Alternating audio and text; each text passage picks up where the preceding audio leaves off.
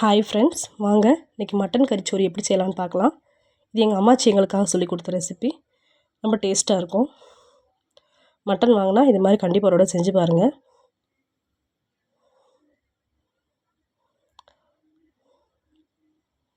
தேவையான பொருள் என்னென்னு பார்த்துடலாம். வத்தல், மல்லி, சீரகம், சோம்பு, மிளகு, அன்னாச்சிப்பூ, பட்டை, கிராம்பு, இது எல்லாத்தையும் நல்லா வாணலியில் வச்சு வறுத்து எடுத்துக்கலாம். அப்புறம் நல்லா பொடி பண்ணிடுங்க அதை.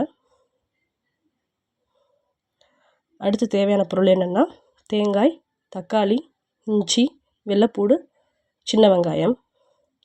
கடாயில் எண்ணெய் ஊற்றிக்கோங்க. கடாயில் எண்ணெய் ஊற்றி தேங்காய் சேர்த்துக்கோங்க.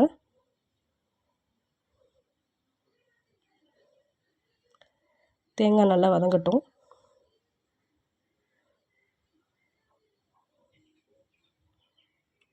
அடுத்து சின்ன வெங்காயம் சேர்த்துக்கோங்க.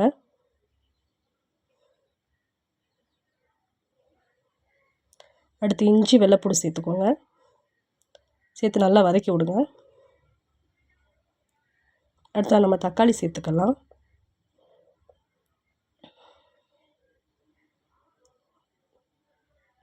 தக்காளி சேர்த்ததும் நல்லா வதங்கி வந்துடும்.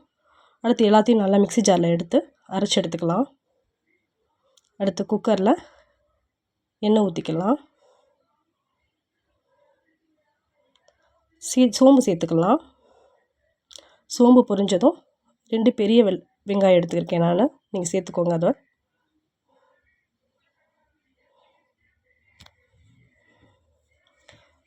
நல்லா வதங்கட்டும்.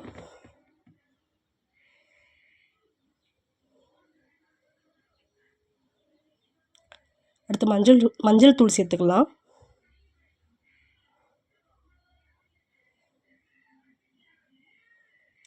மல்லி, புதினா சேர்த்துக்கோங்க. இது தக்காளி சேர்க்க தேவையில்லை, ஏன்னா நம்ம ஏற்கனவே சேர்த்துட்டோம். அடுத்து அரைச்சி வச்சுருந்த பொடியை சேர்த்துக்கோங்க. அடுத்து நம்ம அரைச்சி வச்சுருந்த விழுதியை சேர்த்துக்கலாம். சேர்த்து நல்லா வதக்கி விடுங்க.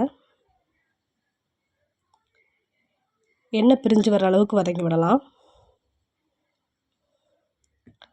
நல்லா வதங்கி வந்துருச்சு. இப்போ உப்பு சேர்த்துக்கலாம்.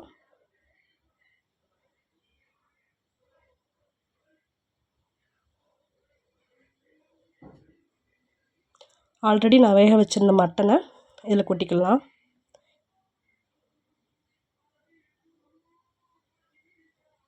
நல்லா கிளறி விடுங்க. நான் 1 கிலோ அரிசி எடுத்திருக்கேன், ரேஷன் அரிசி. அதை கழுவி நல்லா வடித்து வச்சுருக்கேன். இப்போ அதை சேர்த்துக்கலாம்.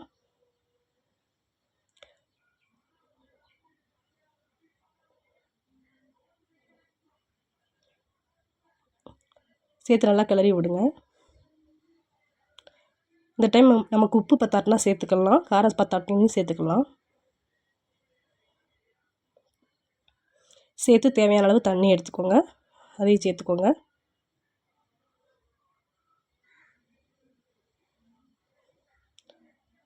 உப்பு காரம் பார்த்து சேர்த்துக்கோங்க தேவைப்பட்டா. அடுத்து குக்கரை மூடி போட்டு விசில் போட்டுடலாம். 2 விசில் வரட்டும்.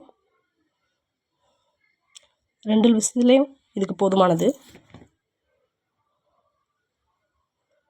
விசில் வந்துடுச்சு. இப்போ ஓப்பன் பண்ணி பார்க்கலாம். பாருங்கள், மட்டன் கறிச்சோறு ரெடி ஆயிடுச்சு. ரொம்ப டேஸ்ட்டாக இருக்கும். ட்ரை பண்ணி பாருங்கள்.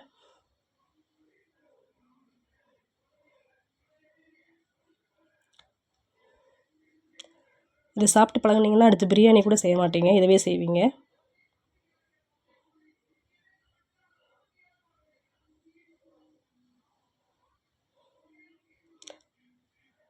அதுக்கு காம்பினேஷனாக ஆம்லேட் எடுத்திருக்கேன், வெங்காய பச்சடி எடுத்திருக்கேன்.